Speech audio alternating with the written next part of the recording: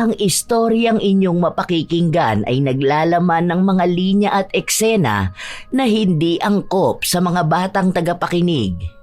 Ang gabay ng mas nakatatanda ay kailangan. Hindi mo maiintindihan. Bahala kang tawagin akong kabit pero hindi ko naman kasalanan na ganun eh. May love sa relationship na to. Nagkamali siyang minahal niya ang babae na yun. Saka hindi naman ako magiging habang buhay na pangalawa lang. Kasi nangako siya sa akin na humahanap lang siya ng lakas ng loob. Hihiwalayan na niya ang asawa niya. Anong love? Baka may gayuma sa relationship na yan. Asado ka naman masyado. Kahit na anong gawin mo, di ka magiging main character sa relasyon nilang mag-asawa, no? Isa ka pa rin kabit. Number 2, kerida at other woman. Te, kung alam mo lang kung paano ako nagsisisi na nagpadala ako sa panunukso mo sa akin para makagawa rin ako ng kasalanan. Makakasira ako ng pamilya dahil lang sa'yo. Side chick ka be, side chick lang. Tunay talagang bawal ang pagkakaroon ng pag-iibigan sa pagitan ng isang propesor at kanyang estudyante. Alam ito ni Hana, pero hindi ito naging dahilan para pigilan ang sariling mahalin si Jomar.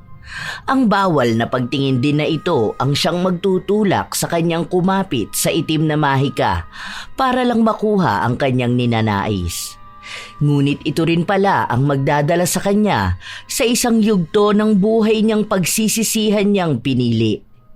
Magagawa pa nga kaya niyang makalaya sa bawal na pag-ibig o yayakapin na lang ang kasalanan na ito hanggang lamunin siya ng kadiliman. Oo, talaga.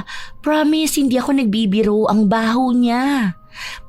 Pati hininga niya, amoy anghit. Itatanong ko nga sana sa kanya kung may farm sila ng sibuyas eh. Kasi parang yun ang palagi niyang kinakain. Ay, pogi sana siya sa totoo lang. Kaso, iba talaga ang amoy niya eh. Kung kasama mo yon tapos nakatalokbong kayo, naku, hindi ka na mabubuhay sa baho ng bunganga niya. Grabe ka namang manghusga ng kapwa. Malay mo naman katatapos lang niyang kumain. Anong kinain niya? Kilikili? Kung ikaw nasa kalagayan ko kahapon, naku baka nasa ospital ka na. Kasi hindi ka talaga hihinga. Ayoko ng ganong lalaki. Sayang lang din, ang taba ng nota niya eh. At saka, Donald Ducks. Kaso, habang nakapatong sa'yo, hindi ako makanganga dahil baka tumulo sa akin ang laway. Kadiri! Hindi nga kami nag-kiss eh. Sabi ko na lang hindi ako mahilig humalik. Ano ba yan? 3 lalaki na nakadate mo ngayong linggo pa lang na to ah. Tapos lahat sila may nasasabi ka. Ano ba talagang gusto mo sa lalaki ha? Masyado kang pihikan eh. Mamaya sa babae ka pala may gusto. Hoy, wala akong gusto sa'yo no? Hoy, mas lalo ako. Kapal mo, hindi kita type no? Hindi babae ang gusto ko. Mukha lang akong tomboy. Isa pa, may boyfriend ako. Ikaw ang wala kasi masyado kang pihikan. Pero malandi naman. Hindi ko alam kung ano bang standard mo. Bakit walang nakakaabot niyan? Hindi ka naman din kasi kagandahan. Pero kung umasta ka dyan, akala mo nakikipag-date sila kay Catriona Gray. Alam mo, subukan mo rin kasi yung hindi mo type. Malay mo yung pala talaga ang para sa'yo. Wag na, kung hindi ko lang din naman pala type yung makakadate ko, no? At least yun, kahit nalokohin ako, pwede ko pa rin maipagmalaki. Kasi naman kapag hindi ko type, tapos lolokohin ako, diba? Sasama talaga ang loob ko kasi pinagbigyan ko na nga lang. Alam mo, hanggang ngayon hindi ko pa rin talaga alam kung ano type mo. Kasi yung mga nakakadate mo, pasok naman sa standard ang mga muka. May maayos na trabaho, yung iba maganda ang course sa kolehiyo. Mukha rin silang matatalino pero wala talagang pumapasa sa'yo eh. Sige nga, sabihin mo sa akin kung anong type mo. Ang tipo ko sa lalaki, ayan, ganyan kay Sir Jomar. Older man, pero papabol. Maganda ang tindig, maganda ang katawan, matalino, pogi, mabango, mabait. Ang sarap niya. Yan ang tipo na titingin pa lang siya sa akin. Naku, lalabasan na ako. Ang sarap umungol. Huy, gaga ka ba? Ang bastos talaga ng bunganga mo. Professor natin yan. Tigilan mo nga yung pantasya mo. Alam ko na mahilig ka sa matandang lalaki pero wag naman yan. Baliw ka na nga talaga. May asawa na yan. Mukhang wala naman. Hindi pa naman natin siya nakikita na may kasamang ibang babae, di ba? Kahit na may event dito sa school. Yung iba nga nagsasama ng mga asawa nila, pero siya ni minsan hindi siya nagsama.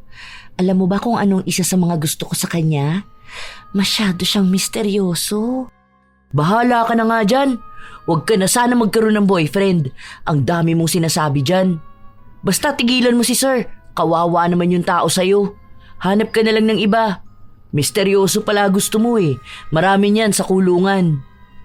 Sa katunayan, simula pa nung unang beses na nakita ni Hana si Jomar, hinangaan na niya ito. Ilang beses na rin naman siyang nagpapapansin dito, pero wala talaga siyang pag-asa. Madalas kasi na hindi ito nagsasalita at kakausapin lang sila kapag may kinalaman sa klase niya ang itatanong sa kanya.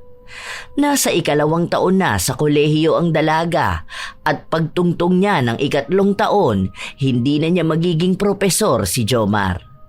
Alam niya rin naman na bawal ang makipagrelasyon sa isang propesor, pero nais niyang may maganap na sa kanila at handa siyang maghintay hanggang sa makapagtapos siya para isapubliko ang tunay nilang relasyon.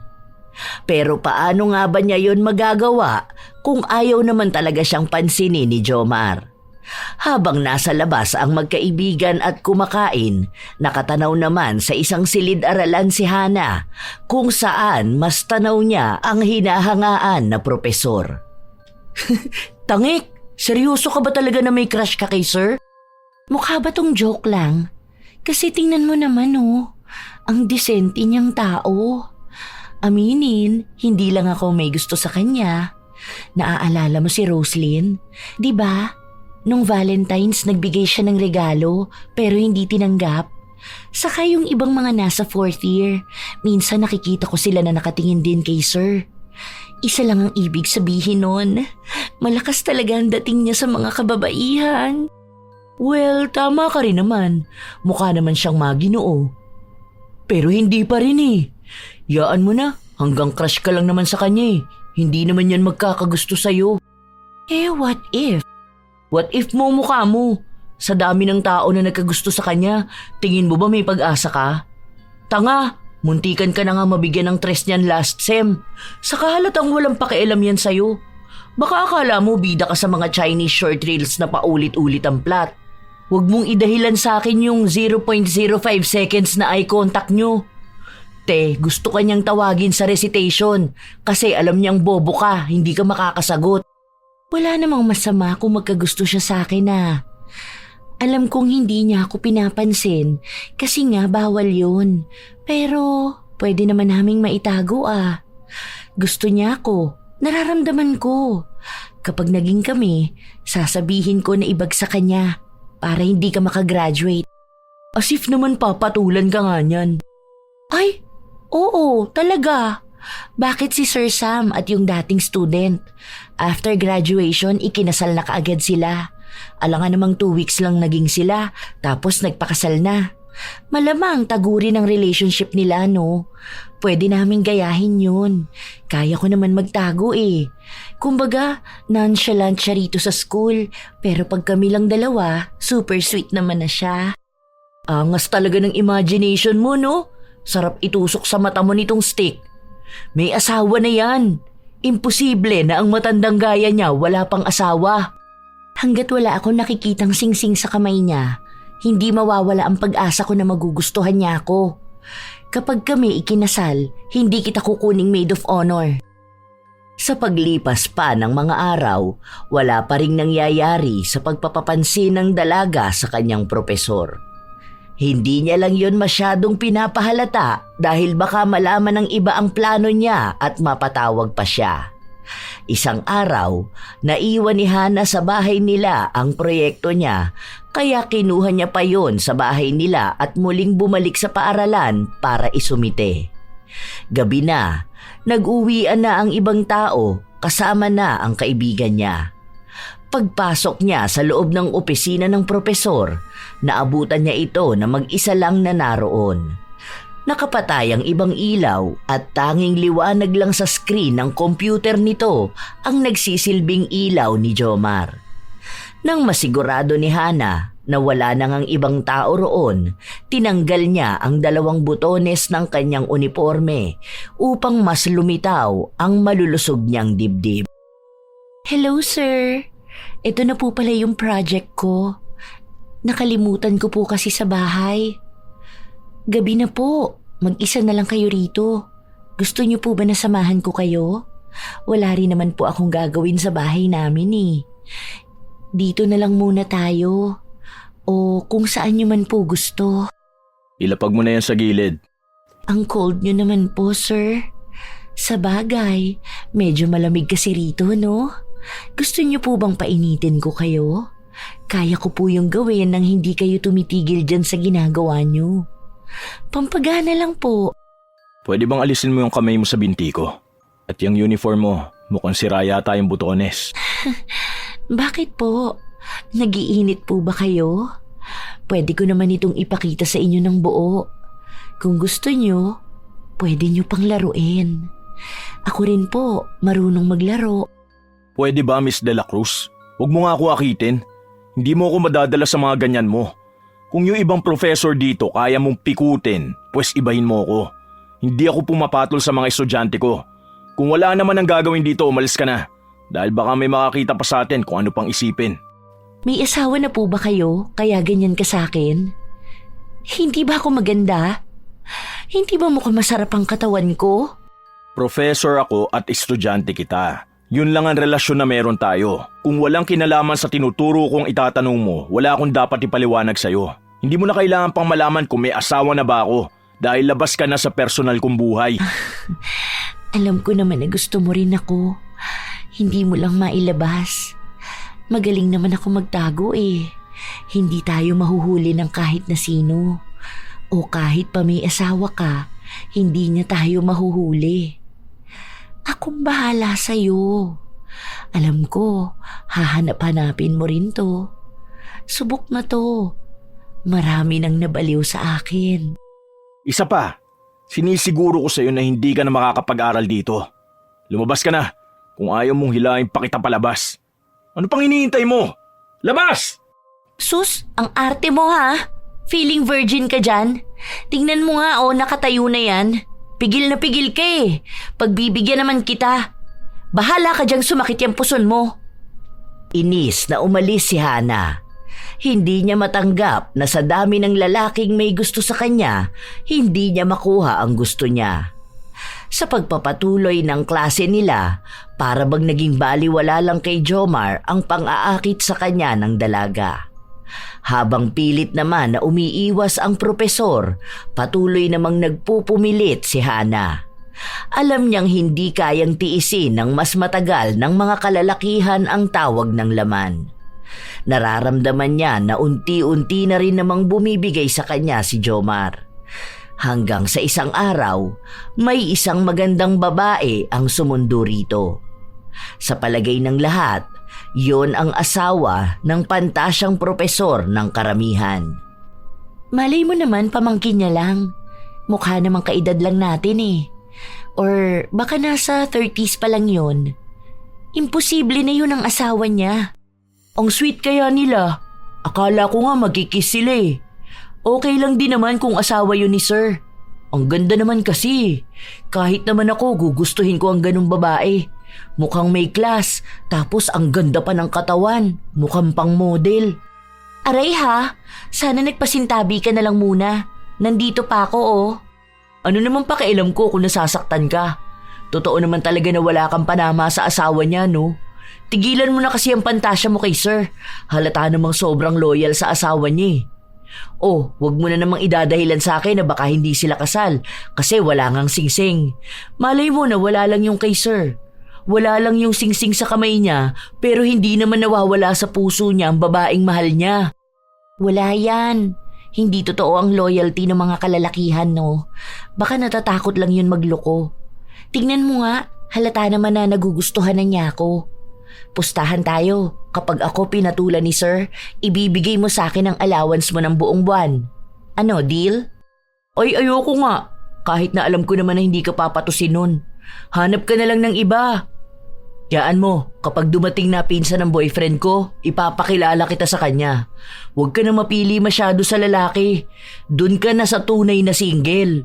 Huwag ka namang agaw. Uso ang ahas, huwag ka na makisabay sa trend. Ang daming pwedeng gawing boyfriend, yun pa talagang may asawa ang gusto mo. Kahit na anong sabihin ng kaibigan niya, wala pa rin yung talab kay Hana. Hindi nawawala sa kanya ang pag-asa na makukuha niya ang lalaking gusto niya, kahit pa sabihin ng iba na meron na itong asawa. Isang linggo pa ang lumipas. Nagplano ang dalaga ng isang bagay na tingin niya ay hindi na magagawa pang tanggihan ng kanyang propesor. Naiwan sa loob ng silid-aralan sina Jomar at Hana. Gabi na at maulan sa labas. Wala na ring gaanong tao. Nang sandaling mamatay ang ilaw, napasigaw si Hana at kahit na nasa malayo siya nakaupo, nagawa niya pa ring lumapit sa propesor at kumandong dito. Natatakot ako, sir. Ang dilim. Tapos may kidlat pa akong naririnig. Pwede bang huwag kang umupo sa harapan ko? Baka mamaya may makakita sa atin mag-isip pa na masama. Sa susunod huwag mong uugaliin na lumingkis bigla sa lalaki dahil baka kung anong mangyari sa'yo. Alam kong nalilibugan ka sa akin, sir. Ilang beses ko namang sinabi sa'yo na pwede naman talaga Itago na lang natin. Sumubok ka muna kasi para malaman mong nakakabaliw nga. Ano ba? Huwag kang ang bastos. Huwag mong dilaan ang pisngi ko. Alam ko na yung mga panghihina na yan. Huwag mo na kasing pigilan, sir. Pwede ako kahit saan. Magaling din ako sa kahit na anong pwesto. Nang muling magkaroon ng kuryente, itinulak ni Jomar ang dalaga kaya napaupo ito sa sahig. Hindi na naghintay pa na umapila si Hana dahil kahit na walang dalang payong si Jomar, lumabas siya sa silid. Inis lang ang tanging mababakas sa mukha ni Hana habang nakatanaw siya sa propesor na naglalakad palayo. Isinusumpa niya sa kanyang sarili na darating din ang araw na siya naman ang hahabulin nito at magmamakaawa rin ito para sa atensyon niya. Kinabukasan, hindi nakapasok ang propesor nila sa kadahilan ng may sakit ito.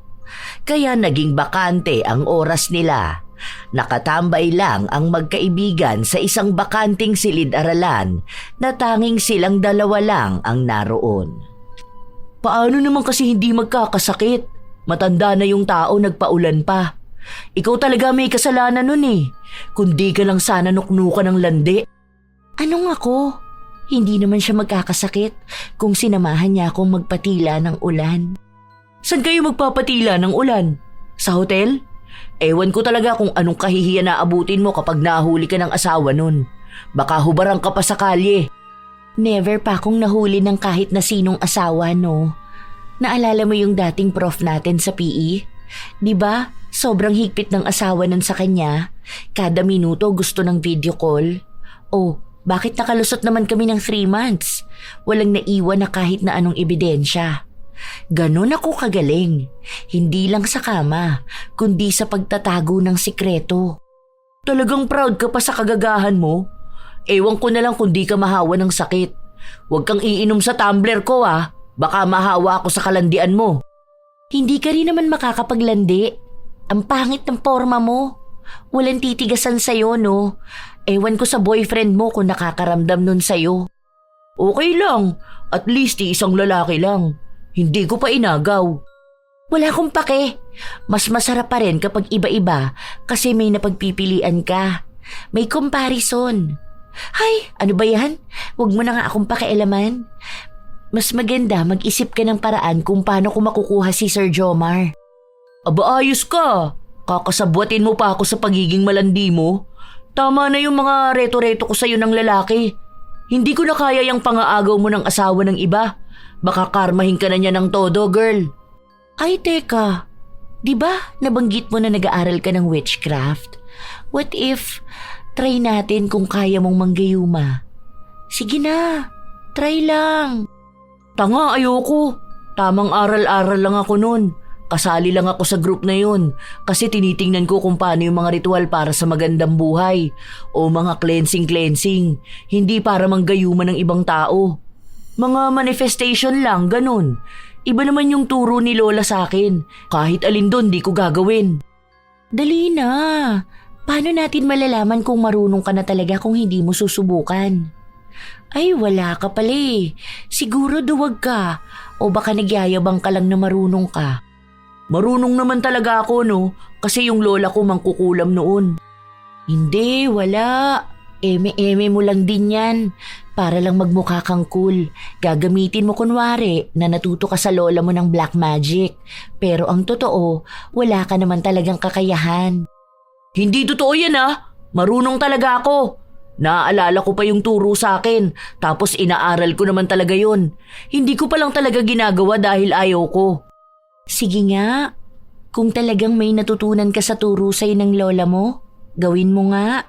Pakitaan mo na kaya mo nga. Mamaya mema ka lang. Mema kwento lang. Ayoko nung mga sabi ni lola na maganda raw ang energy ko kaya madali akong matututo ng black magic. Yung mga ganyan mo, gawa-gawa lang yata eh. Wala to, hilig sa imbento. Kung ako ang lola mo, baka bumangon ako sa hukay at sinampal na kita. Hindi ako nag-iimbento! Sinabi ko na nga na kaya ko eh. Sige nga.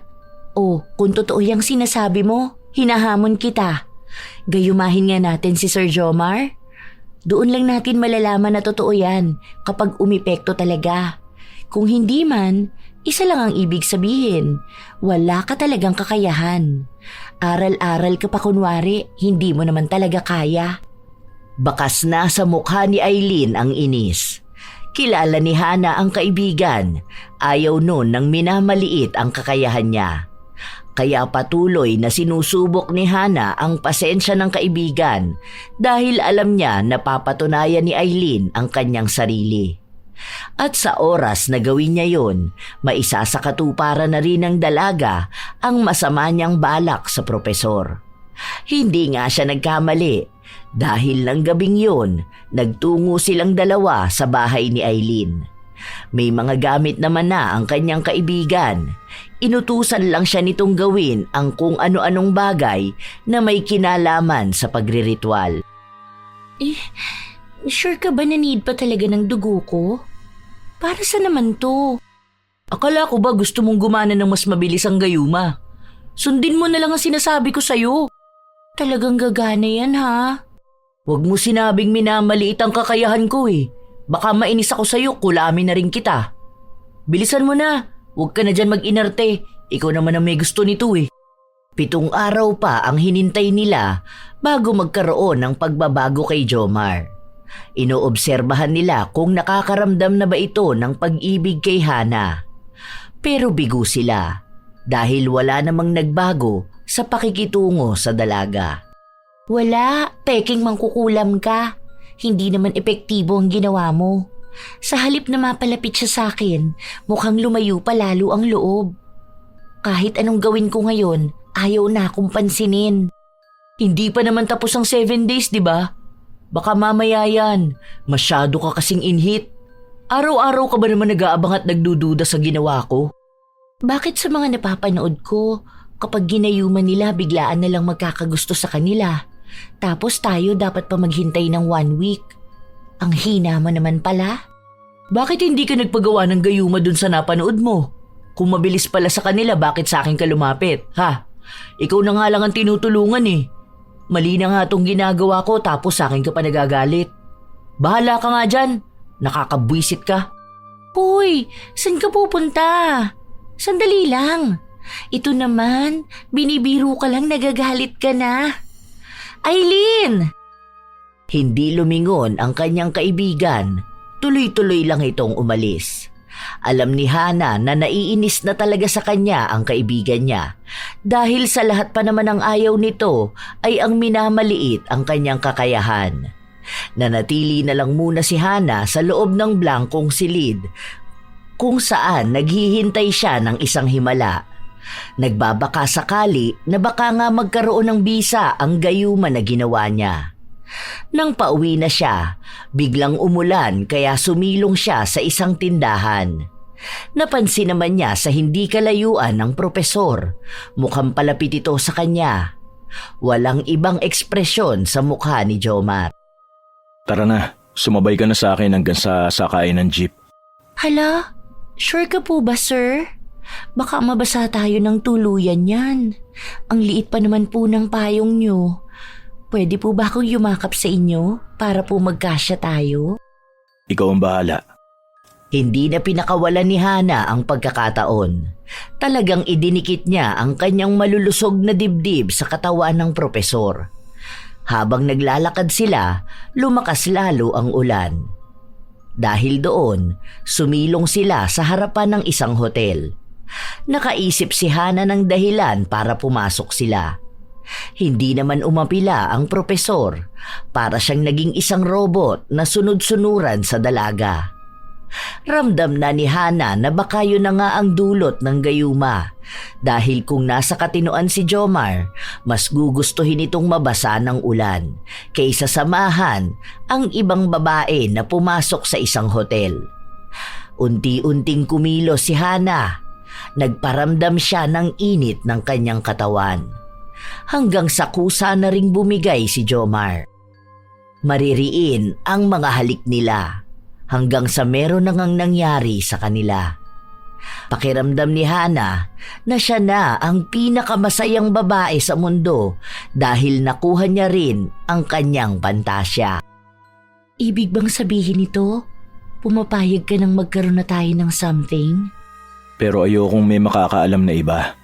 Pwede bang kapag nasa klase tayo, magpanggap ka na lang na normal lang lahat sa atin? Oo naman. Wala namang problema sa akin. Kaya kong magtago. Basta sa akin ka lang, ha? Hindi ko sigurado. May asawa ako, pero ayoko na sa kanya matagal na. Nasasakal ako sa relasyon namin. Tayo naman pala eh. Hiwalayan mo na.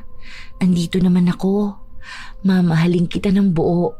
Tatanggapin kita kahit na anong mangyari.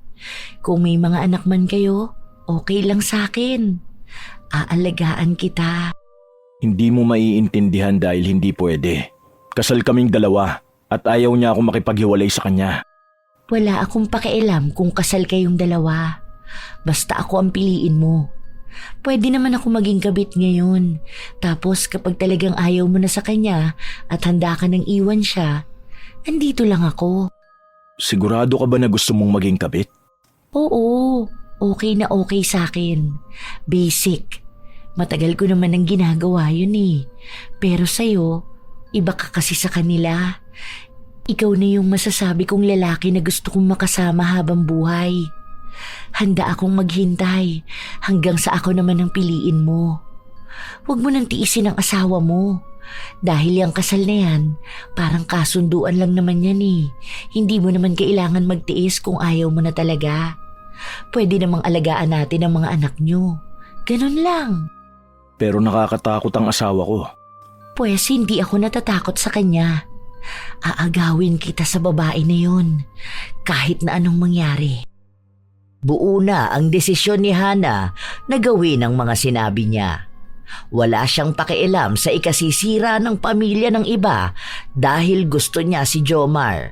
Dapat ay maging kanya lang ito. Kinabukasan, agad na ibinalita ni Hana ang nangyari sa kanila ng propesor. Malaki ang pasasalamat niya sa kaibigan niya dahil kung hindi nila sinubukan ng gayuma, marahil ay mananatili siyang nagmamakaawa sa atensyon ni Jomar. Talagang nagpresenta ka pa maging kabit? Seryoso ka ba dyan? Hindi mo ba narinig ang kwento ko? Hindi na siya masaya sa asawa niya. Iisa lang ang ibig sabihin nun. Bago ako dumating sa buhay niya, hindi na niya yun mahal. Sakto naman na nandito ko, babaeng handang magmahal sa kanya. Pero kabit ka pa rin. Hindi mo maiintindihan. Bahala kang tawagin akong kabit pero hindi ko naman kasalanan na ganun eh. May love sa relationship na to. Nagkamali siyang minahal niya ang babae na yon. Saka hindi naman ako magiging habang buhay na pangalawa lang. Kasi nangako siya sa akin na humahanap lang siya ng lakas ng loob. Hihiwalayan niya ang asawa niya. Anong love? Baka may gayuma sa relationship na yan. Asado ka naman masyado. Kahit na anong gawin mo, hindi ka magiging main character sa relasyon nilang mag-asawa. Isa ka pa rin kabit, number 2, kay Rida at other woman. Te, kung alam mo lang kung paano ako nagsisisi na nagpadala ako sa panunukso mo sa akin para makagawa rin ako ng kasalanan. Makakasira ako ng pamilya dahil lang sa'yo. Side chick ka be, side chick lang. Wala ka naman ng magagawa, di ba? Nandito na eh. Hintayin mo na lang na magkatuluyan kami. Naniniwala ako na mas mahal niya ako. Mas magiging masaya siya sa akin. Hindi ko siya paghihigpitan kung paano siya paghigpitan ng asawa niya. Kung may mangyayari man na masama, damay ka pa rin naman talaga. Kasi ikaw ang gumayuma sa kanya, di ba? Ayaw mo yun? Napatunayan mo na marunong ka nga talaga sa black magic. Magpasalamat ka na lang sa akin. Ewan ko. Siguro maghanda ka na lang din sa pwedeng balik niyan sa'yo. Hindi naman totoong pagmamahal yung nararamdaman niya eh. Matauhan ka na lang din kasi pamimilit yung ginagawa mo. Isipin mo yung mga anak niya na pwedeng magkaroon ng trauma dahil ibang babae ang pinili ng tatay nila. Hindi mo ako makokonsensya. Alam ko naman ang ginagawa ko. Walang mali dito. Walang mali sa pagmamahal. Naging mas matapang si Hana. Kung dati, humihingi pa siya ng payo sa kaibigan, ngayon ay siya na ang nagdidesisyon mag-isa. Dahil nakuha naman na rin niya ang kanyang nais. Magaling siyang magtago. Kung umasta siya sa klase nila, ay para bang walang nangyayari sa kanila ng propesor kapag silang dalawa lang ang magkasama. Hindi sila nagpapansinan kapag nasa loob ng paaralan, pero madalas na nagkikita sa labas. Umabot na yon ng 1 buwan at masasabi niya na sa araw-araw ng buhay niya ay masaya siya. Daddy, tikman mo po itong luto ko. Masarap po ba? Oo, masarap nga. Ang galing mo talagang magluto. Tatampo ako. Bakit para namang hindi ka nasasarapan? Bakit ganyan ang boses mo? Di ba maglalambing ka sa akin? Ang nonchalant mo naman po, Daddy. Hindi naman kasi ako mahilig maglambing. Ganito na talaga ako. Maging sweet ka naman po, Daddy. Sige na po. Hindi ko talaga kaya. Basta ang alam ko lang mas masarap ka magluto kaysa sa asawa ko. Mas maalaga ka rin. Daddy, parang tanga. Halata naman na mas masarap din ako, di ba? Bet na bet mo nga ang ungol ko eh. Gustong-gusto mo ba yon kapag malakas? Oo naman. Yun ang isa sa gusto ko sa'yo. Kasi mas naliligayahan ako. Gusto ko pang palaging naririnig yun. Gusto mo ba ulit marinig yon? Mas maganda? Mas sexy? Mas masarap? Saka na lang. Tapos ka na ba magluto? Kailangan ko nang umuwi. Nag-chat na sa akin ang asawa ko. Hinahanap na ako sa bahay. Bakit? Hindi ka ba kakain dito? Hayaan mo na yung asawa mo. 1 month naman na tayo, di ba? Kailan mo naman yan hihiwalayan? Chat ng chat sa'yo eh. Naiinis na ako sa kanya. Kung manduhan ka niya, akala mo naman sa kanya ka lang. Akin ka naman na, di ba? Asawa ko pa rin siya. Hindi ko pa rin alam kung kailan ako makikipaghiwalay. Dahil baka mapatay niya ako. Takot na takot ka naman masyado. Ipakita mo na ikaw ang lalaki. Hindi yung isang sabi niya lang sa'yo, nanginginig ka na. Dito ka na lang sa bahay matulog. Ako lang naman ang mag-isang nakatira rito. Tara na, kumain na tayo. Bukas na lang pupunta ulit ako rito para makasama mo ko. Kailangan ko nang umuwi. Nalilito na si Hana sa kung paano ba umiepekto ang gayuma. Wala naman kasing nagbago sa pag-uugali ni Jomar, maliban na lang sa mabilis niya itong mauto at mapasunod sa mga gusto niya. Pero kapag usapan na ay ang asawa niya, mas sinusunod yon ni Jomar. Palaging mainit ang ulo ng dalaga dahil gusto niya na ang lahat ng atensyon ng kasintahan niya ay para lang dapat sa kanya. Kahit batid naman sa kaalaman niya na pangalawa lang siya. Para masigurado niya na hihiwalayan nga ni Jomar ang asawa nito, inalam ni Hana ang buong katotohanan sa relasyon nila. Kapag natutulog si Jomar, pinapakialaman naman niya ang cellphone nito. Kumukuha siya ng mga impormasyon. Isang araw, habang wala si Jomar, pinapunta ni Hana ang kaibigan niya. Kahit na may alitan silang dalawa, hindi pa rin naman siya pinababayaan ni Aileen. Mag-isa na lang kasi siyang nakatira sa inuupahan niyang bahay. Simula nang magkolehiyo siya, nagpasya na siyang bumukod.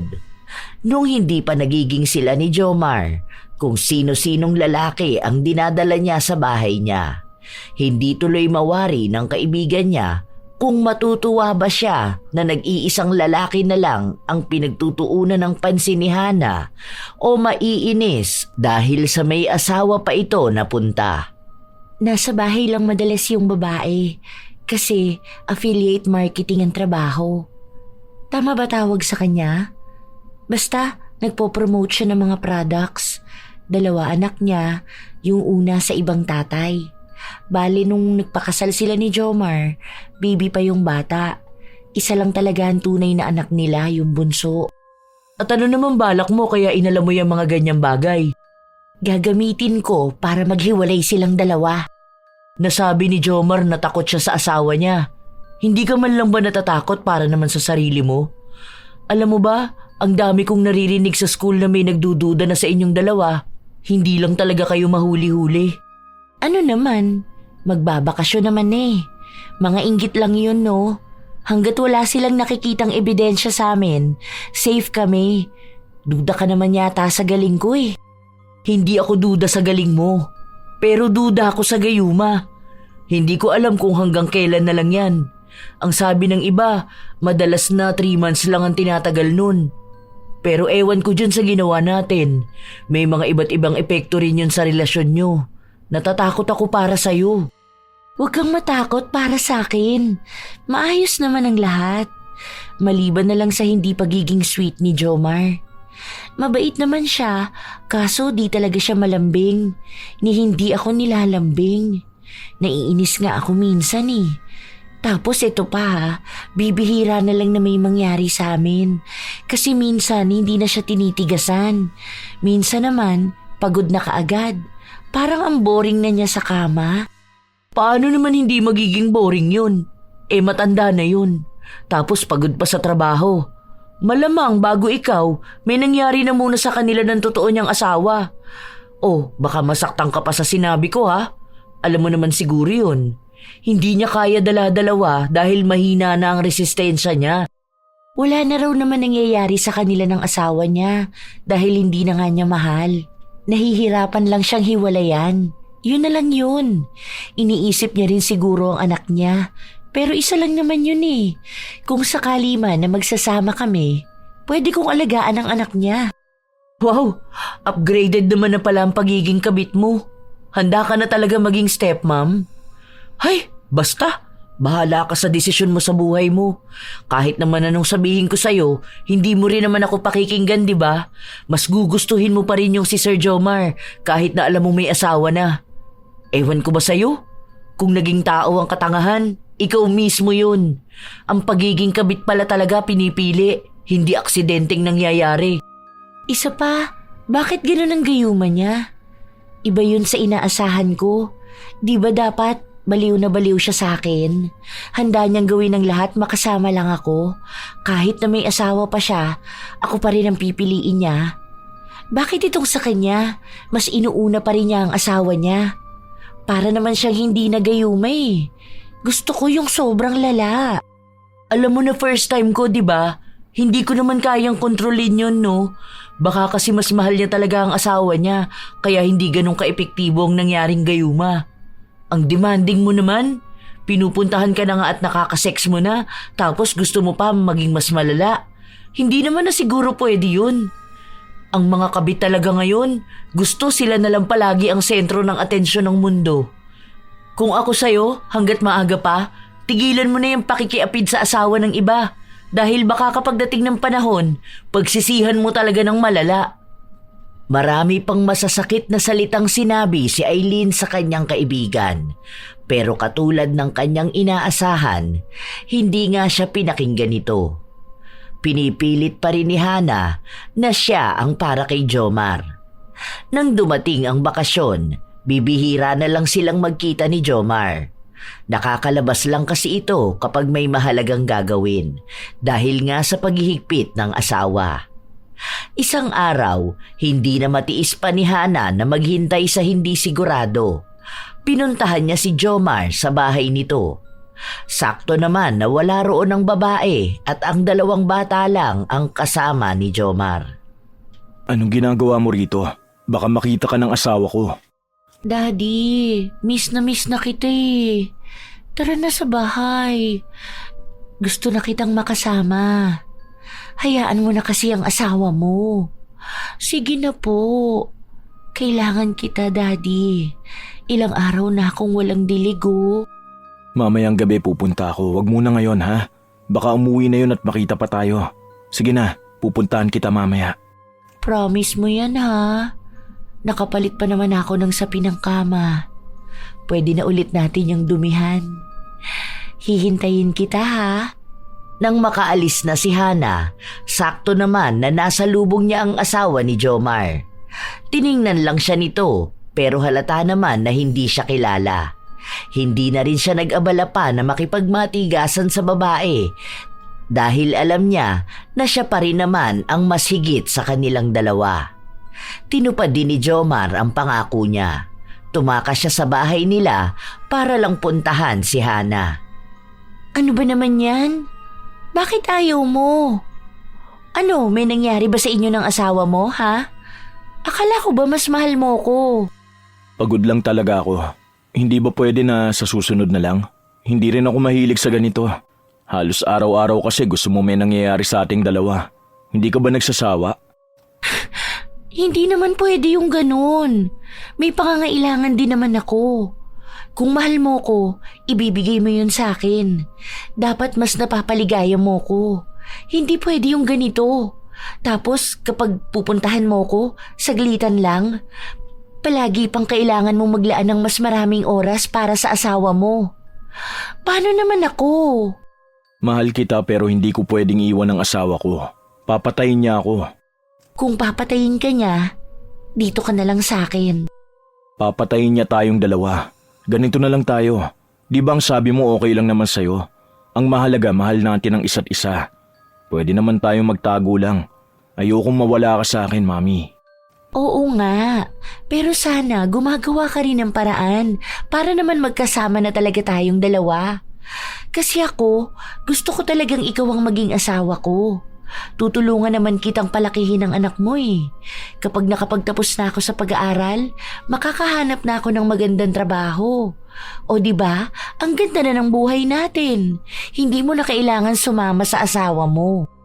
Maghintay ka pa ng konting oras, ha? Ikaw lang ang mahal ko. Sa'yo ko nakita lahat ng hinahanap ko sa isang babae. Wala kang katulad, walang kapantay. Kahit naman ako, ikaw ang gusto kong maging asawa at makasama ng habang buhay. Pero sa ngayon, kailangan muna natin magtago. Pasensya ka na. I love you, Mami. Nakakainis ka talaga.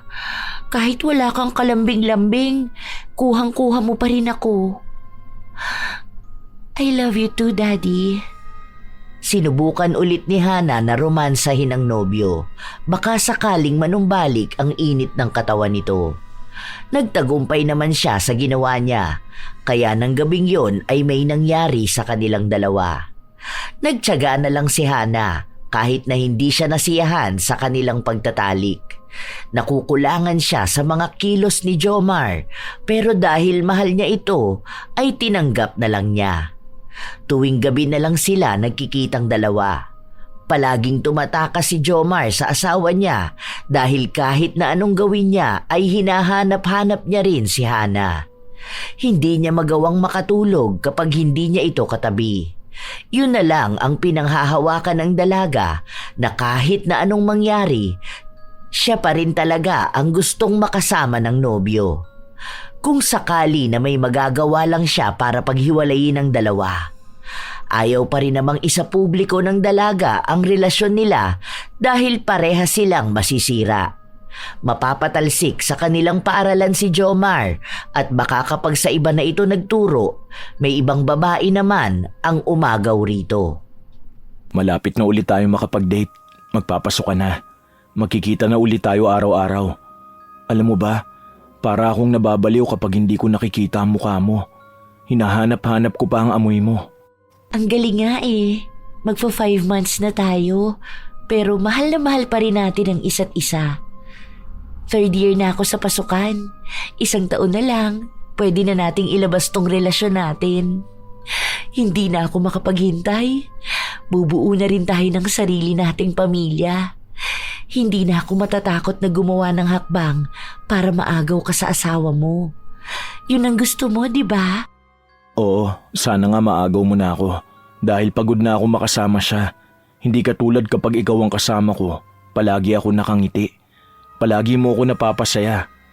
Basta, dapat akin ka lang din ha. Baka may iba ka pang lalaki. Kung may iba ba akong lalaki, magsiselos ka ba? Oo naman, magagalit ako. Baka ako naman na makapatay ng iba. Dapat akin ka lang. Minsan nga kapag nakikita kong may mga lalaking umaaligid sa'yo, gusto ko silang saksakin. Wow! Ayun naman ang gusto kong marinig. Nakakakilig talaga kapag nakikita kong nagsiselos ka. Isa lang kasi ang ibig sabihin nun eh, na mahal mo talaga ako. Huwag ka mag-alala, hindi naman kita ipagpapalit sa iba. Tayo pa rin hanggang sa huli. Noong una, kayang panindigan ni Hana ang mga sinabi niya. Pero dahil sa taglay niyang kalandian, hindi niya pa rin maiwasan na makipagtalik sa ibang lalaki. Sa mga kalalakihan lang kasi na yun niya nakukuha ang kaligayahan na hindi maibigay ni Jomar. Alam niya sa sarili niyang mahal niya ang kasintahan, pero naghahanap pa rin siya ng taong papawi sa uhaw niya. Madali lang niyang nagagawa yun, lalo na kapag nasa klase si Jomar. Itinago ni Hana sa lahat ang sikreto niyang yun hanggang sa nalaman na lang yun ng kanyang kaibigan. Talagang nababaliw ka na? Ginayuma mo yung tao kasi gusto mo siya, tapos ngayon hahanap ka naman ng ibang lalaki? Nakikipag-sex ka sa kanya tapos nakikipag-sex ka rin sa iba? Girl, ano ba yan? Huwag mo naman babuyin ang sarili mo. Pwede ba? Huwag mo nga akong husgahan. Hindi mo naman alam ang pinagdaraanan ko. Kung ikaw kaya sa sitwasyon ko, gusto ka rin ng lalaking talagang todo bigay sa kama.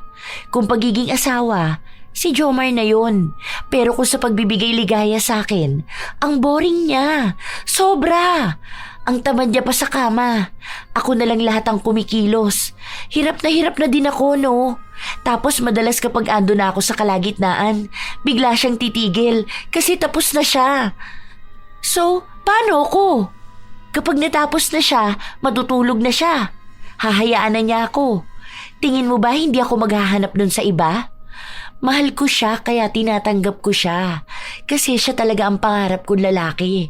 Pero labas naman na kapag tinatawag na ako ng laman.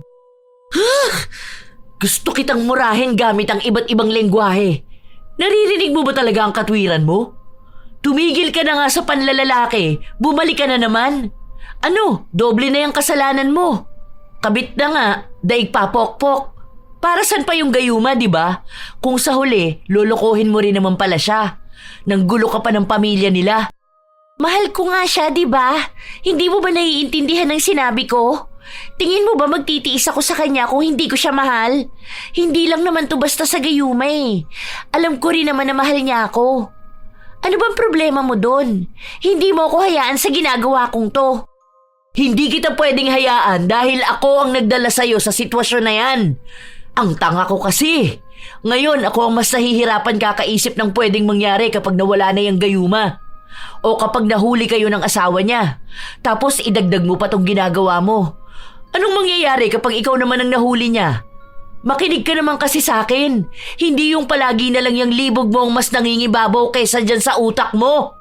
Hindi niya ako mahuhuli kung hindi mo sasabihin. Hindi rin malalaman ng asawa niya kung walang magsasabi. Alam mo yun, ikaw lang ang may alam ng lahat. Kaya ikaw ang sisisihin ko kapag may maling nangyari. Ewan ko sa'yo. Sana mawala na yung gayuma na yan nang matauhan ka na. Hindi na natigil ang bangayan ng magkaibigan dahil magkaiba sila ng opinyon sa mga bagay-bagay. Hindi rin naman tumitigil si Hana sa pakikipagkita sa kung sino-sinong lalaki habang nakikipagkita rin siya ng patago kay Jomar. Hanggang sa isang gabi, habang magkasama sila sa kama at nakapatong sa kanya si Jomar, bigla na lamang siya nitong tinutukan ng gunting sa leeg. Daddy, ano ba yung ginagawa mo? Ibaba mo nga yan, ano ba? Natatakot ako. Huwag ganyang biro. Baka masaksak mo ko sa leeg. Sino yung lalaki na yon? Sinong lalaki? Akala mo ba hindi ko alam ang ginagawa mo? Sino ang lalaki mo? Nakita ko kayo mismo na lumabas ng hotel. Hindi ba sinabi ko sa'yo na wag mo akong lolokohin dahil baka mapatay kita? Wala akong alam sa sinasabi mo. Please, natatakot ako. Mahal na mahal kita, hindi kita lolokohin. At hindi kita ipagpapalit sa kahit na sino. Siguraduhin mo lang dahil baka mawakwak ang leeg mo. Yun ang unang beses na nakita ni Hana ang nobyo na ganun magalit. Dahil nakaramdam siya ng takot, itinigil muna niya saglit ang pakikipagkita sa ibang lalaki. Nakapag-usap din sila ni Aileen at sinabi sa kanya na maaaring isa nga yun sa epekto ng gayuma. Dahil mahal na mahal siya ni Jomar, hindi naman din yun papayag na may ibang lalaking gagalaw sa kanya. Lalo pa at hindi rin naman lubos na kilala ni Hana ang nobyo. Pero kahit na itigil ni Hana ang pakikipagkita sa ibang lalaki, may araw na hinahanap-hanap talaga yon ang katawan niya. Gusto niyang mas mag-ingat palalo dahil baka makita siya ni Jomar at tuluyan na siyang patayin. Isang araw, habang papasok sa paaralan si Hana, bigla na lang may humila ng buhok niya. Kinaladkad siya nito papasok sa loob ng paaralan habang isinisigaw na isa siyang kabit, mang-aagaw at babaeng mapanira ng pamilya.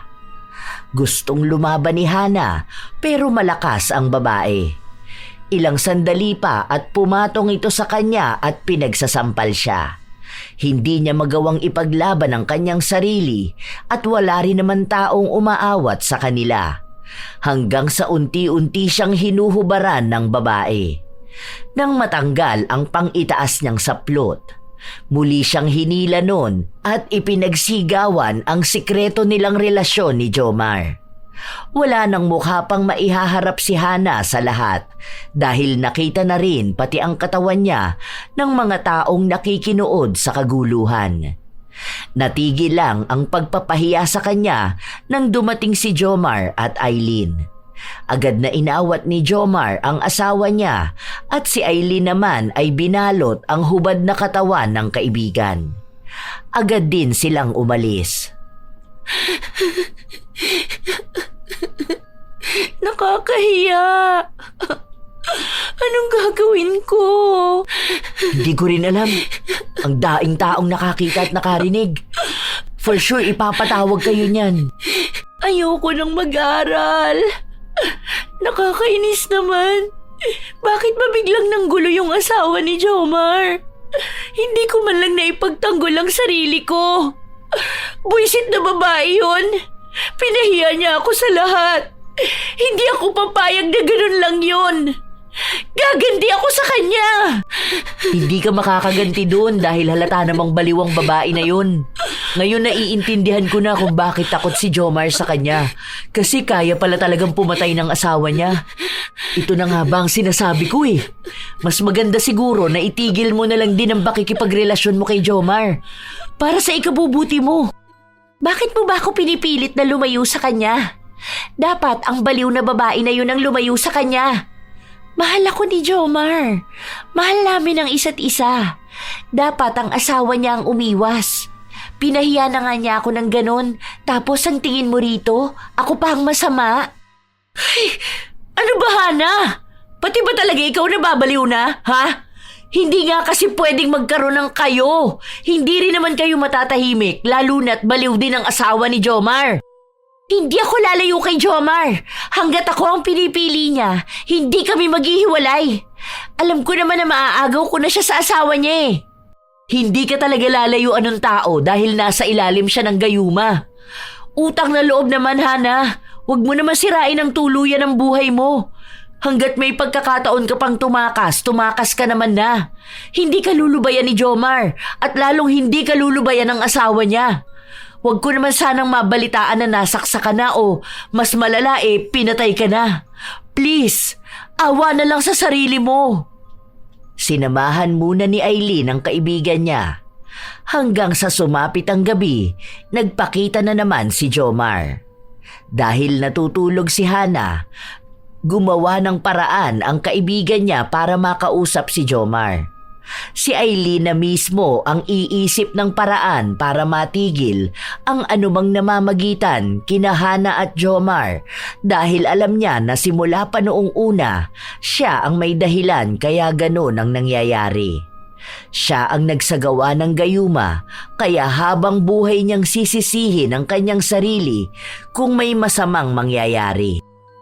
Ako na po sir ang makikiusap sa inyo. Lumayo na kayo kay Hana. May asawa na kayo. Ayusin mo na lang ang pamilya mo. Wala kang karapatan na pagsabihan ako. Hindi ikaw ang makakapaglayo sa akin kay Hana. Wala ni isa sa inyo. Akin lang siya. Kami lang ang dapat na magkasama. Nababaliw ka na rin. Kaya ka ganyan dahil sa gayuma. Ginayuma ka namin, sir. Kaya ngayon pa lang, Sige, subukan mo magsalita pa. Gigilitan ko ang leeg mo. Huwag mo nang hintayin pa magalit ako. Hindi malalayo sa akin si Hana. Mahal na mahal ko siya. Tandaan mo yan. Lumayas ka na rito. Lumabas ka na! Nanginginig pa ang tuhod ni Aileen habang naglalakad siya palabas ng bahay ng kaibigan. Hindi niya akalain na may ganoong klaseng ugali na itinatago si Jomar. Kapag nasa paaralan naman sila, sobrang bait nito. Noong hindi pa siya nagagayuma, makikita kung gaano siya kapasensyoso at maginoo. Lumabas ang isang natatagong ugali nito dahil sa gayuma. O baka dahil iba na rin ang katauhan niya, dulot na rin ng pamali-mali nilang ritual noong isinasagawa ang gayuma. Hindi na alam ni Aileen ang nangyayari. Ang gusto na lang niyang gawin ay ang mawala ang gayuma kay Jomar. Para matigil na rin ang kaibigan niya sa paghabol at pagkabaliw sa asawa ng iba.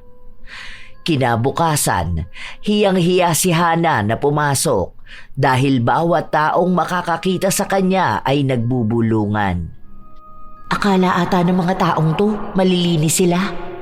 Wala naman akong ginagawang masama Hindi ko naman kasalanan na akong pinili ni Jomar. Katulad ng inaasahan, ipinatawag sila sa opisina pero mabilis namang nadepensahan ni Hana ang kanyang sarili na baka nagkamali lang ang asawa ni Jomar. Kahit naman daw kanino itanong ay walang makakapagbigay ng ebidensya na may namamagitan sa kanilang dalawa. Sinabi rin ni Jomar na ganun daw talaga ang asawa niya. Lahat ng babae ay pinaghihinalaan na babae niya. Kahit na maganda ang naging paliwanag nilang dalawa, nauwi pa rin sa pagtanggal kay Jomar. Kahit na pinipilit ni Hana na ipaliwanag sa kanila na hindi naman si Jomar ang may kasalanan sa pagpapahiya sa kanya, hindi pa rin siya pinakinggan. Dahil bit-bit din daw ang kahihiyan ng kanilang paaralan. Lalong dumagdag ang problema ni Hana. Ngayon na hindi na sila magkikita sa iisang paaralan, baka maging komplikado ang kanilang relasyon. Pagka-uwi sa bahay, agad na nag-usap ang dalawa. Paano na yan, Daddy? Mamimiss kita. Nakakainis naman kasi ang asawa mo. Ngayon na alam naman na niya, bakit hindi ka pa makipaghiwalay sa kanya? Halika na, magsama na tayo dito sa iisang bahay. Total, pwede naman na rin yun kasi hindi ka naman na nagtuturo kung saan ako nag-aaral, di ba? Malapit na tayo magsama. Inaasikaso ko na lang ang mga papel para sa paghihiwalay namin mag-asawa. Huwag ka mag-alala ha. Sure ka na dyan, ha? Aasahan ko na dito ka na sa bahay lilipat. Ngayon na wala akong trabaho, baka matagalan ako makapunta sa'yo. Pero sisikapin ko na gabi-gabi kang pupuntahan ha. Bakit? Huwag mo sabihin sa akin na takot ka pa rin sa asawa mo. What if ipakulong na lang natin siya? Sinaktan niya ako at pinahiya eh. Tapos kapag nasa kulungan na siya, magsama na tayong dalawa. Malabong mangyari yon dahil mag-asawa kami. Kung sa batas ka kakapit, matatalo ka lang dahil lalabas pa rin nakabit ka. Ano ba namang klaseng batas meron dito sa Pilipinas? Dapat kapag mahal mo ang isang tao, kahit pakasal ka, pwede. Lugi naman ako nito. Mas kakampihan pa rin ang legal na asawa kaysa sa akin. Pero wag mo ko ipagpapalit sa kanya, ha? Oo naman, mahal na mahal kita. Kahit na wala na si Jomar sa paaralang pinapasukan ni Hana, hindi pa rin nawawala ang mga usap-usapan sa pagiging kabit ng dalaga. Ayaw na niyang pansinin ang sinasabi ng mga yon dahil alam niya naman sa sarili niya na kahit kabit siya, mas mahal naman siya kaysa sa asawa. Habang tumatagal, gumugulo ang kanilang relasyon. Minsan ay mahal na mahal siya ni Jomar, minsan naman ay balewala lang siya. May pagkakataon na baliw ito sa kanya. Naguguluhan na si Hana at iniisip niya na maaaring dahil yon sa gayuma. Baka unti-unti na itong nawawala hanggang sa humingi na naman siya ng tulong sa kaibigan niya. Isang himala na hindi tumanggi si Aileen. Ubusin mo lahat yan ha. Ihalo mo yan sa kakainin o iinumin niya. Mas effective ba to? Hindi na talaga mawawala ang gayuma? Salamat dito, ha. Alam mo, konti na lang kasi magsasama na kaming dalawa. Ramdam ko, lalayo na kami sa lahat at mamumuhay na masayang magkasama. Pero ikaw tong nanloloko rin. Alam ko na hindi mo pa rin tinitigilan ng makipagkita sa ibang lalaki. Hindi ko naman mahal ang mga yun. Kailangan ko lang sila para paglabasan ng init ng katawan ko. Pero alam mo naman na si Jomar pa rin ang mahal ko eh. Siya lang at wala ng iba. Sa kanya ko nakikita ang masayang pamilya. Na magiging mabuting ama siya para sa magiging anak namin. Hihiling ka ng masaya at payapang pamilya mula sa lalaking inagaw mo sa asawa ng iba? Walang katahimikan sa ganun, Hana. Kung anong gulo ang idinulot mo sa iba, yun din ang higit na gulong dadaan sa pamilyang bubuuin nyo. Walang masayang galing sa agaw. Tandaan mo yan, Hana. Hindi na nakinig pa ang dalaga. Nagmamadali siyang umuwi para paglutuan si Jomar. Inihalo niya rin ang gayumang bigay sa kanya ng kanyang kaibigan. Nang matapos silang kumain ng hapunan ng kasintahan, nilandi naman na ito ni Hana dahil gustong-gusto na niya ulit itong makasiping. Ang bango mo naman, Daddy. Tara na sa kwarto. Doon na tayo maglaro. Alam mo ba, miss na kita. Gusto ko na ulit makitang nakapatong ka sa akin. Miss ko na ang mga haplos mo. Ayoko na. Ha? Anong ayaw mo na? Hindi ko alam kung ano tong bigla kong naramdaman sa'yo. Pero gusto ko nang itigil kung anong ginagawa natin. Mahal ko ang asawa ko. Hindi ko kaya mawala ang pamilya ko. Hindi ko alam bakit kita pinatulan. Nababaliw na yata ako. Kung ano-ano nang ginawa ko para masira ang pamilya ko, ang karir ko. Hindi dapat kita ginusto eh. Ano nangyari sa akin? Ay, si Daddy naman kung ano-ano na naman ang sinasabi. Mahal mo ko, di ba? Mahal na mahal natin ang isa't isa. Kaya kung ano man yung bigla mong naisip, wala lang yan. Iiwan mo na nga ang asawa mo para sa akin eh. Ay, alam ko na.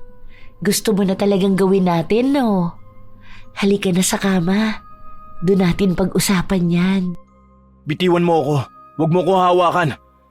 Bakit ba ganito ang ginawa ko? Ang gulo na ng buhay ko. Bakit ako nangaliwa? Hindi pwede to. Ano ba? Bakit ba ganyan ka na naman? Dahil sa'yo.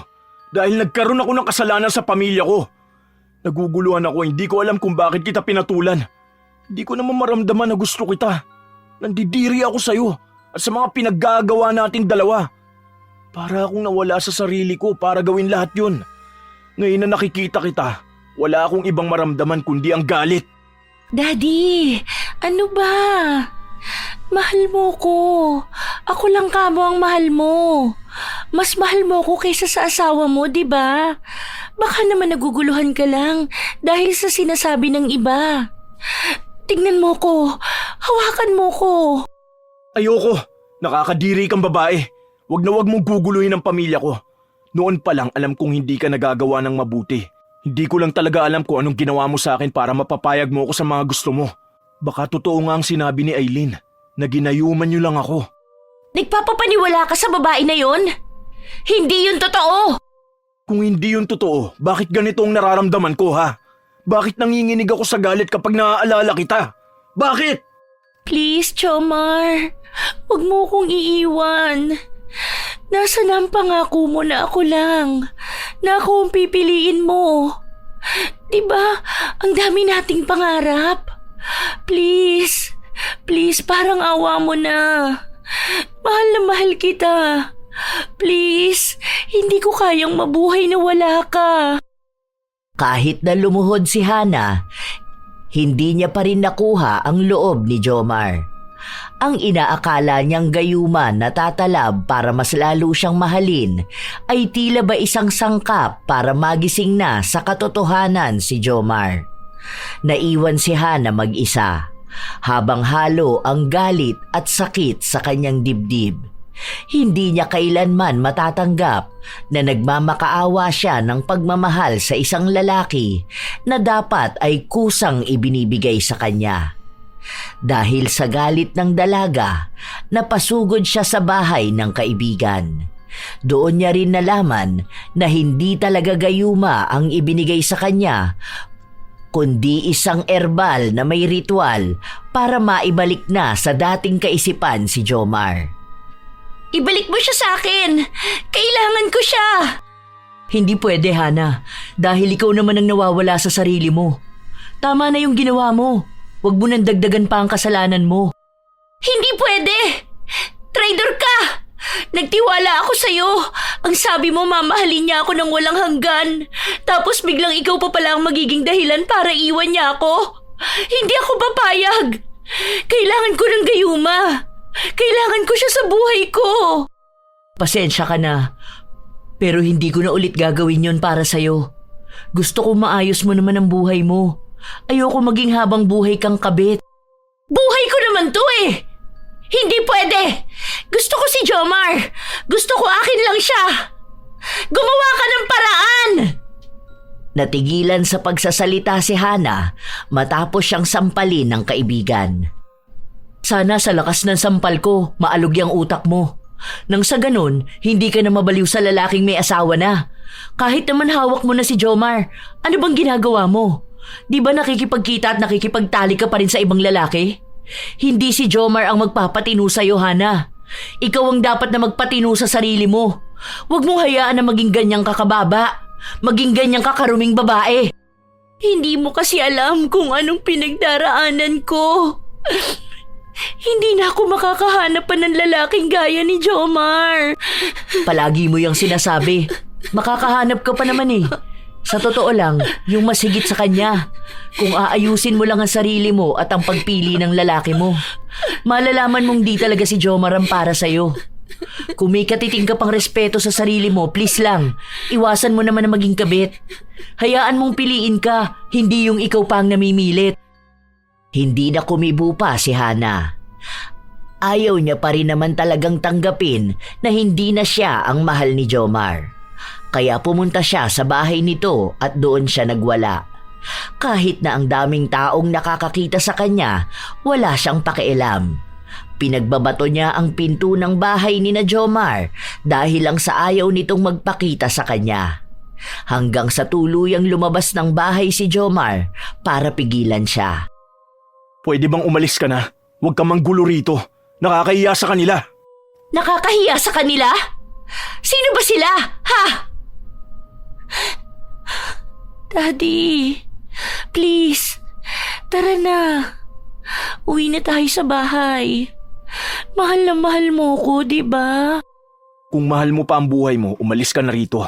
Huwag mo hayaang lumabas pa ang asawa ko. Hindi na tama tong ginagawa mo, Hana. Sinira mo ng pangalan ko sa school. Huwag mo naman tuluyang sirain ang pagkatao ko. Mas mahal ko ang asawa ko, ang pamilya ko. No, hindi yan totoo. Takot ka lang sa kanya, di ba? Kaya nga hindi mo siya maiwan dahil baka patayin ka niya. Hindi mo siya mahal. Ako ang mahal mo. Tinatakot ka lang niya kaya ka ganyan.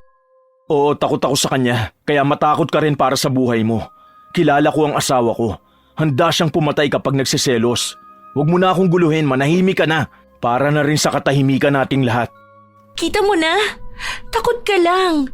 Pero halatang ako ang mahal mo. Sumama ka na sa akin. Handa kitang ipaglaban sa lahat. Miss De La Cruz, wala kang mahihita sa akin. Hindi kita gusto, hindi kita mahal, at mas lalong hindi kita pipiliin. Bata ka pa, makakahanap ka pa ng lalaking para sa'yo. Hindi lalaking kasal na sa iba at meron ng pamilya. Hindi ako ang para sa'yo, kaya tama na tong ginagawa mo. Parang awa mo na. Hindi pa rin pumayag si Hana. Nagbanta siya na hindi siya aalis hanggat hindi sumasama sa kanya si Jomar. Pinagmumura niya rin ang asawa nito at hinahamon na lumabas. Ilang beses na siyang pinatigil ni Jomar at pinagsabihan na huwag niyang gagawin yun dahil hindi niya magugustuhan ang kayang gawin ng asawa nito. Ilang sandali pa, lumabas nga ang asawa ni Jomar. Matalim ang mga tingin kay Hana, tila ba napakadilim ng pagkatao. Pinigilan ni Jomar ang asawa pero nakawala ito sa pagkakahawak niya. Agad na sumugod kay Hana at sinaksak siya. 3 beses na bumaon ang kutsilyo sa tiyan ng dalaga bago siya bumagsak sa sahig at bago naawat ni Jomar ang asawa. Hindi pa nasiyahan ang asawa nito at pinagsigawan sa lahat na si Hana ang kabit ni Jomar. Nais pa sanang suguri ng babae ang dalaga pero may mga rumisponde na ring pulis sa naturang kaguluhan. Dinala si Hana sa ospital. Mabuti na lang ay naagapan ang mga saksak niya bago siya maubusan ng dugo. Lahat ng kilos sa ospital, si Eileen ang gumawa. Hanggang sa nagising na rin si Hana pero hindi pa maayos ang kalagayan. Si nanay at tatay mo bukas pa makakapunta. Hindi ko na sana sasabihin sa kanila kaso baka kung anong mangyari sa'yo. Ano, kumusta naman ang kalagayan mo? Nagpunta ba si Jomar? Jomar na naman. Wala, hindi yun magpapakita sa'yo. Dahil tumakas na sila, umalis na siya kasama ang asawa niya. Ayan naman kasi ang sinasabi ko sa'yo hindi ka kasi nakikinig sa akin. Dahil sa kahahabol mo kay Sir Jomar, ayan, munti ka nang mamatay. Psychopath naman pala yung asawa nun. Kaya naman pala takot si Sir Jomar kasi kahit nalilink na babae sa kanya, sinasaktan ng asawa niya. Sabihin mo kay Jomar, punta siya sa bahay kasi baka saktan siya ng asawa niya. Utang na loob, Hana. Nasa ospital ka, munti ka nang mamatay, pero kalandian mo pa rin ang aatupagin mo. Hindi ka na nga nun pupuntahan. Mag-move on ka na, okay? Hindi ka nun mahal, sadyang naapektuhan lang siya ng gayuma. Kung mahal mo pa ang buhay mo, tigilan mo na siya. Dahil yung asawa nun halatang hindi nagbibiro. Mabuti na lang yan lang ang tinamu mo. Baka kung talagang walang nakaawat, tiyak nasa kabaong ka na ngayon. Pero, mahal ko si Jomar. Mahal niya ako. Paulit-ulit na lang tayo. Basta, wala na siya sa buhay mo. Isa ka na lang ding parte ng pagkakamali ni Sir Jomar na habang buhay niya ring pagsisisihan. Sana dumating na ang araw na makabawi ka na rin sa sarili mo. Pati yung mga pagkilala mo sa mga lalaking katawan lang ang habol sa'yo. Tigilan mo na yon dahil baka magkasakit ka pa sa ginagawa mo. Bata ka pa, Hana. Hindi pa huli ang lahat para magbago ka. May pag-asa pa ang buhay mo. Kahit na mahirap pakisamahan si Hana, hindi pa rin siya iniwan ng kaibigan. Si Aileen ang naging sandigan niya ng mga panahong hinahanap-hanap niya si Jomar. Pinapaalala palagi sa kanya ang maling nagawa niya. Huminto si Hana ng isang semester dahil kailangan niyang magpagaling. Hindi lang sa saksak sa kanya ng asawa ni Jomar, kundi pati na rin sa naging kabaliwan niya sa lalaking may asawa. Mahirap para sa kanyang tanggapin na hindi talaga sila ang itinadhana. Kahit na mahal niya si Jomar, unti-unti niya ring hinahayaan ang sarili na makalimot. Hindi man tunay ang naramdaman ni Jomar para sa kanya, alam ni Hana na tunay na pagmamahal naman ang ipinadama niya rito. Sa paglipas ng mga linggo at buwan, naging maayos na rin si Hana. Naging gabay si Aileen para sa tuluyan niyang pagbabagong buhay. Hindi na siya nakikipagkita kung kani-kaninong lalaki. Nilinis niya ang sarili matapos niyang makagawa ng karumihan. Doon niya napagtanto na tama nga si Aileen na hindi pa huli ang lahat, na may pag-asa pa naman talaga para siya ay maging isang mabuting babae. Natanggap na rin ni Hana ang lahat at nalimot na rin ang pagmamahal kay Jomar. Unti-unti na ring nawawala ang isyu niya sa paaralan nang minsan siyang ipahiya ng asawa ng propesor. Para na siyang ibang tao, isang babae na alam ang halaga niya. Ayan, si Jonathan. Mabait yan. Pinsan niya ng boyfriend ko. Architect yan. Solid, walang sabit yan. Single na single. Akala ko ba bawal muna ako sa lalaki? Hoy, wala ko sinabi na bawal ka sa lalaki. Ang sabi ko, go ka sa lalaking pahahalagahan ka rin. Try mo na makipag-date sa kanya. Sigurado, pasok yan sa taste mo. Wish ko, sana makahanap ka na ng lalaking mamahalin ka at ibibigay sa'yo ng kusa ang pagmamahal ng hindi mo na yun ipagmamakaawa sa kanya. Paano kapag niloko naman ako niyan? Sabihin mo sa akin, kukulamin ko siya. Pwede ko naman subukan, di ba? Kahit medyo mali-mali ang ritual. Wag lang talaga niyang susubukan. Ako, yari siya sa akin. Best friend ko pa talaga ang lolokohin niya. Nakakatakot talaga magkaroon ng witch na kaibigan. Ang daming alam sa black magic. Turuan mo nga ako niyan minsan para ako naman ang gagawa ng ritual. Gagawin kong palaka ang mga manlolokong tao. Meron ba nun? Tangik, wala atang ganun. Meron kaya? Tingnan ko nga sa itim na libro ni Lola. Nagtawanan ang dalawang magkaibigan dahil sa iba't ibang usapan nila tungkol sa mahika. Masaya na si Aileen na nakikitang masaya ang kaibigan niya at unti-unti na nitong kinikilala ang sarili. Alam na rin ni Hana ang mga pagkakamali niya sa nakaraan at ayaw na niyang maulit ang mga yun. Wala na rin siyang naging balita pa tungkol kay Jomar. Dahil simula nang umalis ito, wala na ni isa sa mga kakilala niya ang nakakita rito. O walang nakakaalam kung nasaan na nga ba siya nakatira. Sa totoo lang, kung may pagkakataon na magkausap ulit silang dalawa, nais na humingi ng tawad ni Hana sa lahat ng nagawa niya.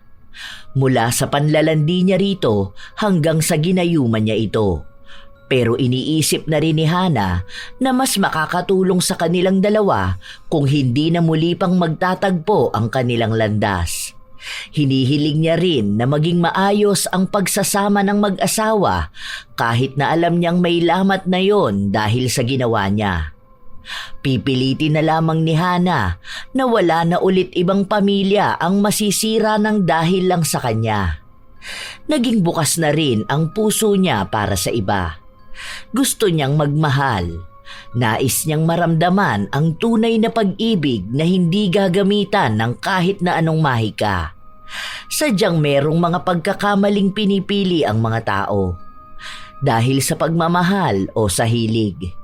Pero sa lahat ng kamalian ay darating din ang araw na maitutuwid ito kung gugustuhin. Mahirap makawala sa isang kasalanan kung pilit itong nakikitang tama. Pero sa oras na bitawan ang kamalian na yon, darating naman ang panibagong buhay na puno ng makabuluhang kwento. Yon ang napagtanto ni Hana. Minsan siyang naging malanding babae at naging kabit. Pero lahat yon ay binago na niya. Ang nakaraan niya ay hindi kailanman makakaapekto sa kasalukuyang binago niya. Nalaman niya rin na kailanman hindi talaga naging maganda ang dulot ng gayuma. Hindi lang pamilya ng iba ang nasisira, kundi ang kanila ring mga sarili. Ang tunay na pagmamahal ay hindi inaagaw, kundi kusang natatanggap. At ang kapatawaran, bago ito hanapin sa iba, matutong ibigay ito sa sarili. Ang maling landas ay laging may kabayaran, pero may pag-asa ring bumawi at magsimulang muli dahil hindi pa naman huli ang lahat. Shout out sa ilan sa mga masusugid na tagapakinig ng mga istorya ni Lola Telang. Sidney Crosswind, Supladang Pasaway, Perlin Nicor, Matt Sarol, Mary Jane Rico, Ann Callejo, Florence Hervasio, Jaja C. at sa lahat ng mga tagatahian ng C. Valle, Michelle Esperon at sa kanyang anak na si Renzo Esperon, Ilocana Vlog ng Qatar. Pagbati rin sa inyo, Mirna Alfaro, Girly Satur at sa lahat ng mga solid listeners ng Siling Department ng Cosmo Malvar, Batangas. Pax Jimenez, Rowena Melchor, Gracia Balitaan, Gloria Taer, Danica Dulnuan, Alma Naong, Mike James Tapak, Noemi Garcia Pabunan, Hay Kinarazon Yao, Azenar Noriv at Azenar Goodies, Jomer Suarez, Asteria Peliazo, Ami Bag, Cherry May Libiran, Lorena Morate, Ami Pakana, Dada Vlog, Sara Sahorda. Kumusta kayo? Chardith De Ocampo, Roda Bieri, Pamela Allen, Mary Jenny Rilrea Batiduan, Jenny V. Suco, Gerald Dakpano at sa mga bagong apo ko sa San Julian West, Agoo, La Union. Maria Lee Nakagawa, Evelyn Abong Carbakil, Gina Veldad, Pamela Agasang. Maraming salamat sa pakikinig ninyo, Letty Joachim, Hazel Fiesta, Willain Elicano, Sherlyn Joseco, AJ Chua, Inday ng Bahrain, Roslyn Mangilin, Rubina 266, Candida de Balucos, Jennifer Makasinag. Shout out din sa inyo, Jenny Suzuki at sa kanyang mga anak na sina Miyako Suzuki at Angelo, pati na rin kay Rean.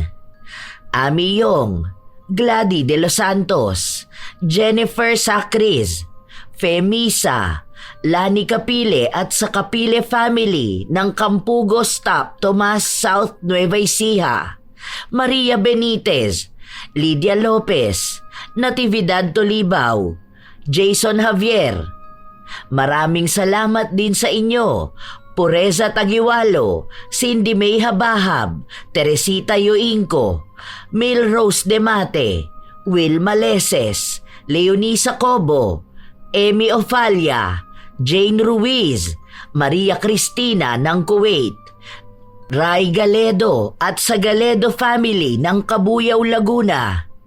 Shout out din sa inyo, Frelin D. Panoncilion G, Ruben Channel, pati na rin sa mga pinsan niya sa Santa Cruz, Marinduque, sa Ruben family, Panuelos family, Decena family at Rico Hermoso family, Monica Cebuja, Krisha Ann de la Cruz, Geraldine Salin de los Santos at sa mga kasama niyang nakikinig na sina Jera, Je, Judith, Ram, Ralph at Madonna.